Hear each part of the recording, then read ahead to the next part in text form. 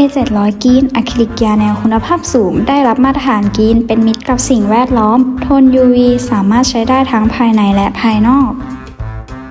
เหมาะสำหรับงานยาแนวรอยต่องานก่อสร้างทั่วไปเช่นอุดรอยต่อผนังคอนกรีตงานพีคาร์ดงานเฟอร์นิเจอร์งานท่อแอร์ดักงานไม้และงานวงกบประตูทนอุณหภูมิความร้อนได้ถึง 85 องศาและทนอุณหภูมิความเย็นได้ติดลบถึง 25 องศาเวลาผิวหน้าแห้งตัว 10 นาทีและเวลาแห้งสนิท 24 ชั่วโมง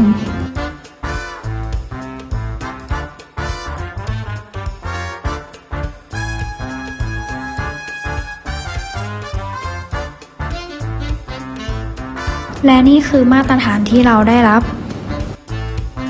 สามารถสั่งซื้อได้ทุกช่องทาง